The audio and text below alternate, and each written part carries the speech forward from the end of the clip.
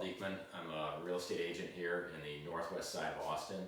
I work with my wife, Emily Dieckmann, on the Emily Dieckmann real estate team. And so we have a good time doing real estate here in Austin. Things have slowed a little lately with COVID-19, and I imagine things have slowed for a lot of folks, specifically a lot of small businesses. This video is about when we think, or when I think, restrictions will be lifted. I'll give you the bottom line up front. There's a lot of unknowns out there, folks, and a lot of things will need to change for the real estate market or for small businesses to get back in business. So as mentioned, as a real estate agent prior to COVID-19, we had a lot of showings. Things have changed and slowed down quite a bit.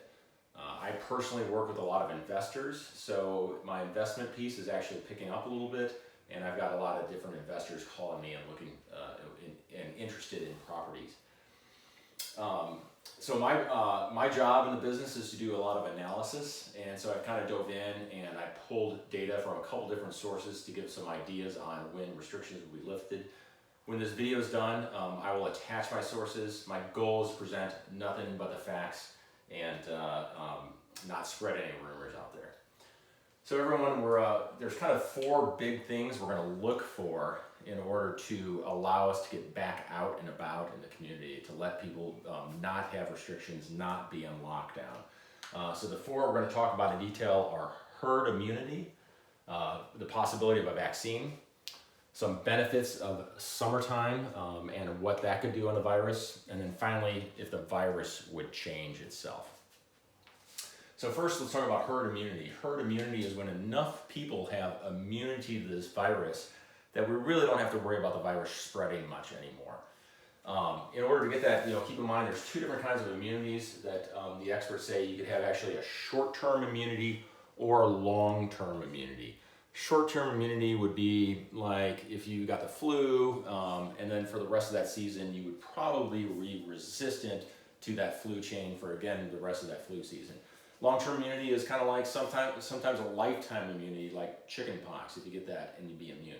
Now here's the key, is all the sources I've looked at, experts don't know if once you've had COVID-19, if you're going to be immune to it in the future. And so that's really kind of a key piece. These unknowns, they speculate. Some of the experts say that if they had to bet, they would say you're probably immune, but we don't know this, folks. And so that's a huge unknown on the spread of this virus and how things will affect lockdown in the future.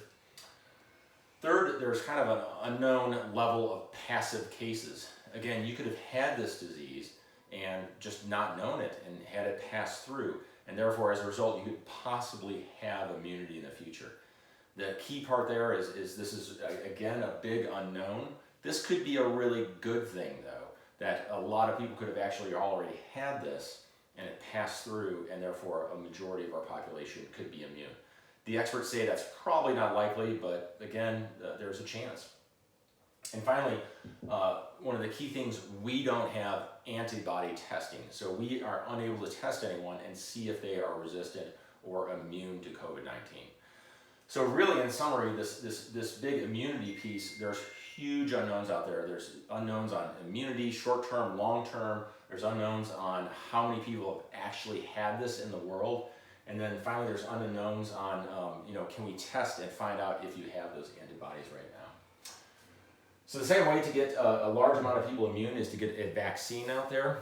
Some of the best estimates say that the earliest you could have that is the spring of 2021. Once we have that vaccine, keep in mind that it's going to take a long time to mass produce that, to get it out to the world, to get it in people, and for those people to build up those antibodies. And so a vaccine is kind of a long road, folks, to get us back out there in society. So overall, if you look at these first two, really, in order to create immunities in society, we need about 60 to 80%, they say, for people just to be able to go out and about and function normally again without the worries of having massive amounts of this disease spreading in society. Keep in mind, there's still a risk for everyone, because if you don't have that immunity, you can still get this.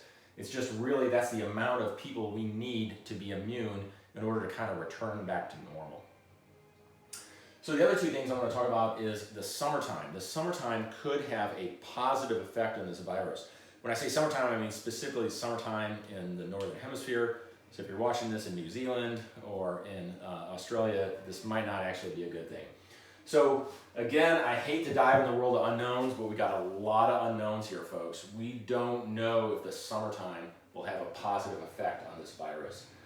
They speculate that maybe the heat will help with this. Maybe the heat will kill the virus quicker. There are some ideas that UV rays will actually hurt the virus and slow it down. And in fact, and then there's some ideas that maybe the humidity will help disperse the virus. So when somebody breathes it out, it will disperse it and make it less contagious.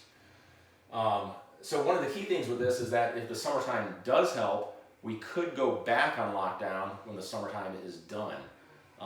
That could be a good thing, though. We could buy some of that precious time we need to get a vaccine or to get medical supplies.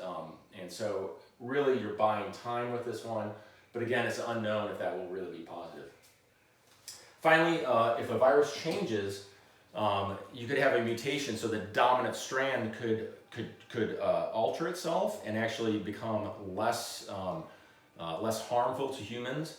So that could be a plus, but you could have a virus mutation and actually turn really bad and be even scarier than it already is. So folks, I hate to have such an inconclusive video, but this kind of spells out some of the paths to getting us back out there in society, to get us functioning again. Really, we just need time to fill in some of these unknowns, to figure out our immunity, to figure out our path to a vaccine, and really to see if the summertime has a positive effect. Until then, we're going to be on lockdown. Stay isolated, stay safe, stay healthy, and that's it. Good luck.